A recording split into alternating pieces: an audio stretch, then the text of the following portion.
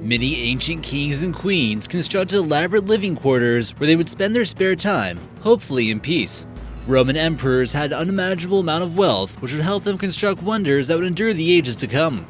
We're sure if MTV Cribs was a thing back in ancient times, these palaces would have shocked the known world. From a palace of mysteries from Pompeii to massive royal properties built by the Persians, here are the most insane ancient palaces. Hey guys, how's it going? I'm your host, American Eye, keeping an eye on everything you want to know. Number 12. The Amarna Persepolis Palace.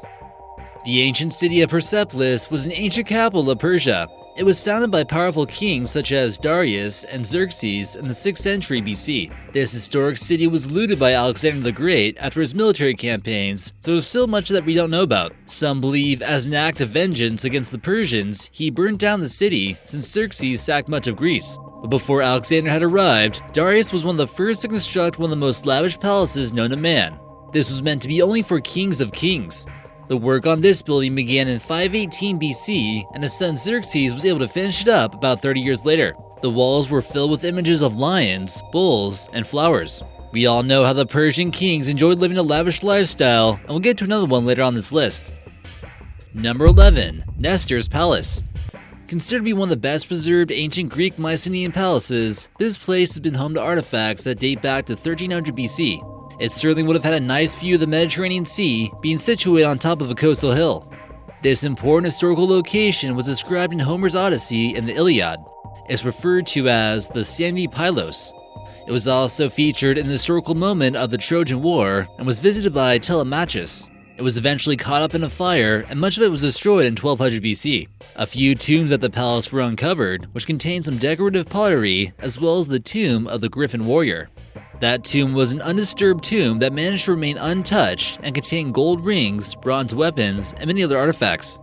There was also this mysterious linear tablet that's now on display at the Chora Museum. Number 10. The Palace of Knossos. The disappearance of the Minoans is still somewhat of a mystery, but many believe that a natural disaster such as an earthquake is possible. Some would assume that the island of Crete would have some influence from the ancient Greeks, but that's not the case. In fact, the ancient Minoans had a language that was completely different. The city itself dates back to about 2000 BC and believed to be the oldest city in all of Europe. The urban area reached about 18,000 people at around 2000 BC, but at its peak, it could have hosted about 100,000 people, which was huge in ancient times. One of the more notable places here at Knossos was the palace, which was not only the residence of the monarch, but also contained rooms for his family. Strangely enough, it remained unfortified and would have been difficult to defend against a revolution or an invasion. It's been an archaeological dig site for quite some time now, where a lot of pottery and priceless artwork has been discovered. Here we see the throne room, which was decorated with the painting of a griffin and a throne made from stone. Number 9. The Palace of Susa. The ancient Persians are known for not just having one capital city, but multiple. During the Achaemenid era, there were 5 known capitals, which included Babylon, Pasargadae, Ecbatana, Susa, and Persepolis.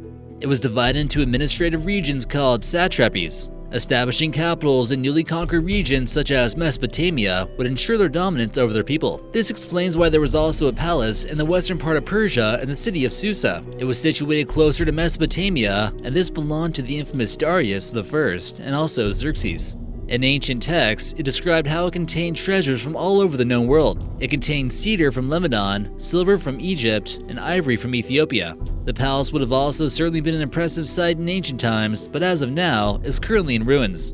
It basically consists of 3 gigantic mounds that take up a square kilometer of space. There's a lot of amazing artwork, some of which you can see at European museums. Number 8. The Amarna Palace. In 1346 BC, the pharaoh Akhenaten had changed the capital city of Egypt from Thebes to Amarna. The whole city was dedicated to the monotheistic religion and the one god of Aten, or the sun disk. Artwork of him is very odd, as you can see in this photo, with big eyes, an elongated head, and even some mysteriously long fingers. He kinda seems to abandon the traditional portrayal of pharaohs.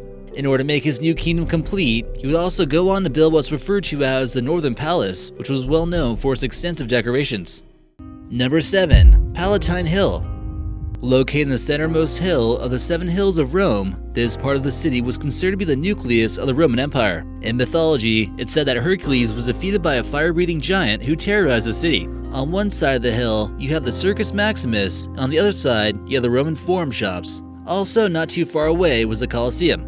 So it's easy to imagine why so many people want to live there, including wealthy Roman emperors. The hill was actually home to a few palaces, with the most notable one being the House of Augustus, as well as the Palace of Domitian. We'll go ahead and take a quick look at both. Number 6. The House of Augustus. Also known as Domus Augusti, this palace was the primary residence of Emperor Augustus, located near the hut of Romulus.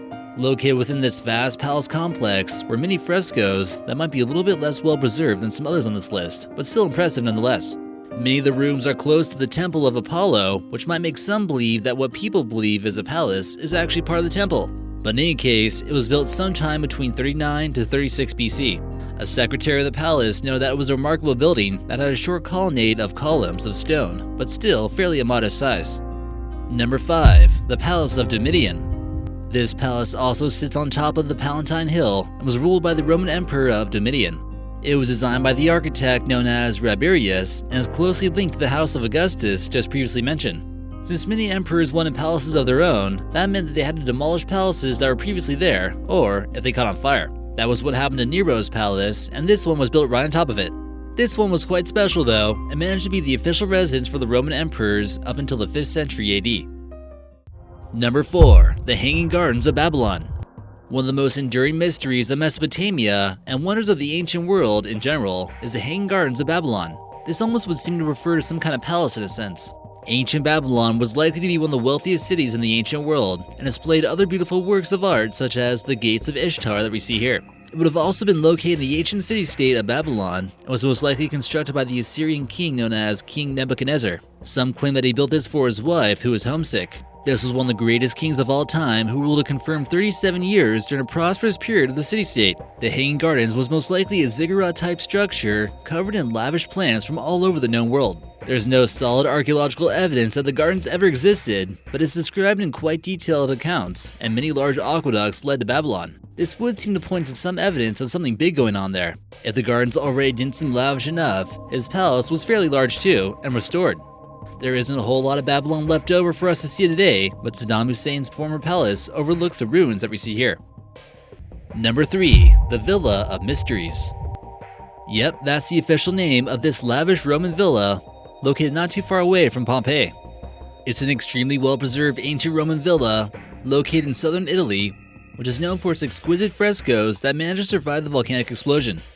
The villa was buried during the eruption, which ultimately kept it safe from looting for quite some time. It's a little bit mysterious because some of the frescoes depicted strange rituals that were used for initiation into the cult of Bacchus.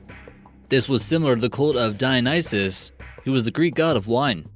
In case you were wondering, yes, the initiation did involve a goat and a naked woman.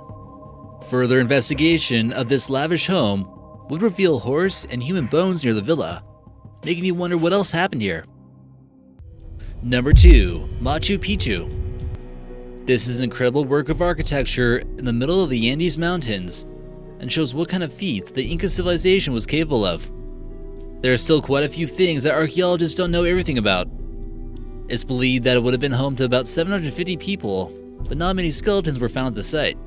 Only finding about 200 skeletons, some theorize that it was more of some kind of palace. Others believe it was a ceremonial site, a military stronghold, or even a getaway for the ruling elite. Despite not having advanced warfare technology like some of their foes, they still excelled in knowledge pertaining to agriculture, architecture, and astronomy. Many of these well-crafted stones cannot be penetrated with a knife, proving how well his stones fit together. And number 1. Castel SantAngelo. You might be familiar with this next Roman structure if you ever played some Assassin's Creed Brotherhood. It was at one point in time the tallest building in Rome, and was built as a mausoleum for Emperor Hadrian. This leader of Rome constructed many great structures in the Roman Empire, and passed away at his villa in Baiae. His ashes were placed here, but much looting of the mausoleum took place when the barbarians from the north sacked Rome. It's certainly not all that it used to be, and defenders were throwing statues at the invading Goths from above. Eventually in 410 AD, it was transformed into a military fortress and a palace, and then eventually a castle for the popes. During the Renaissance period, it was utilized as a prison, holding notable people such as Goriando Bruno, who was executed for his philosophies and theories about cosmology. Whoa, now that was a cool video. Make sure you guys like, comment, and subscribe, and we'll see you next time.